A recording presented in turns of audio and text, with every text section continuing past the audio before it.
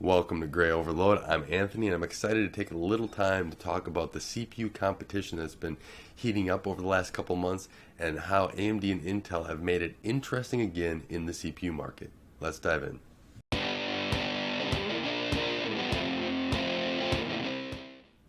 AMD and Intel have finally had an exciting market that's been evolving quite fast throughout the year, and it's made me be very happy to be in this market and study it and understand where it's all trying to project to and go forward. So, we have everything from the i3, i5, i7, along with Ryzen 3, which will be out soon, Ryzen 5, and Ryzen 7 for the mainstream.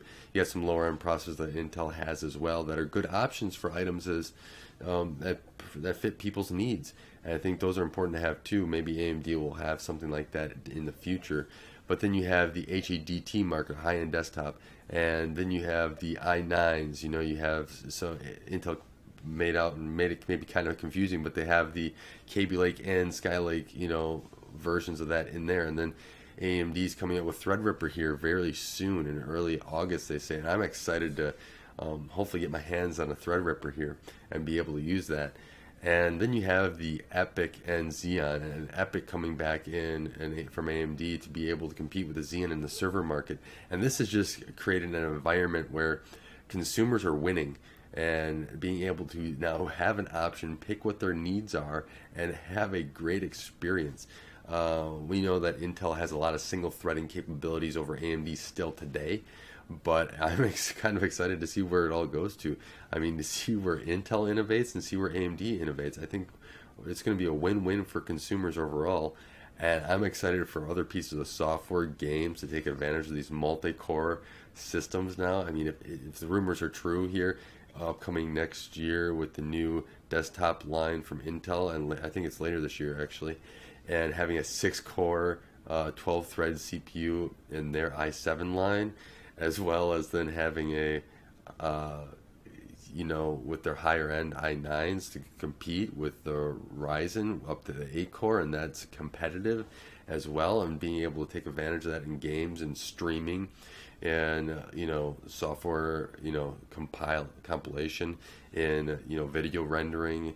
Maybe they do some more, be able to do some stuff with multi-threading with audio as well, and CAD tools. All this stuff is great innovation that there is now, where we were kind of stagnant for a few years, and Intel had a stronghold. AMD couldn't even breathe on this CPU market. They were in one end of it, and nobody touched that end, unless you were in a certain segment of users. And now all of a sudden AMD's came back in the CPU market and really kind of changed the dynamic and saying, I think there's more arguments of, hey, what processor should I use and why should I use it, which is a great thing to have. And I like conversations or arguments over this.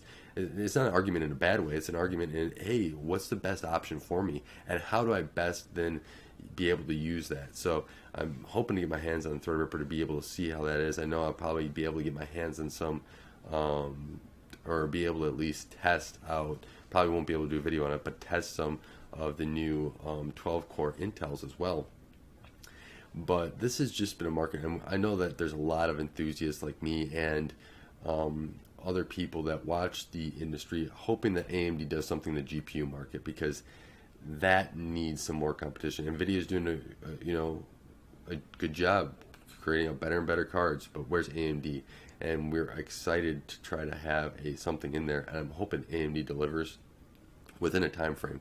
We don't want AMD sitting out on time as long as they did on the CPU side. So I'm hoping that they come in with a high end to be able to compete with the full range, because I think it's very crucial to have a full range of products, because then people can then go through and have a constant comparing and be able to understand what's going to work best for them in that price range and for what they're trying to accomplish. So I think that this is just an exciting time in the CPU market, and I really just want to do a video just talking about how excited I am, and hopefully you guys have excitement too. Leave a comment below. I'm excited to see what you guys think of the CPU market and how it's going forward. I mean, what do you want to see AMD and Intel do in the market so that they have and we drive innovation forward. What are some things that, if you have a wish list, what would you wish for?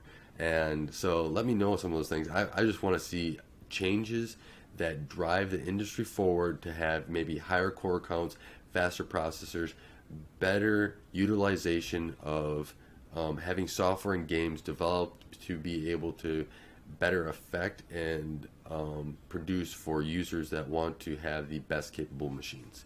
And so I'm kind of excited about that, being able to have like a 16 core 32 thread machine and using all the cores, right? Either, in a piece of software, video rendering and everything, and just all be able to compiles and everything else for a very short period of time, or writing code and the compilation.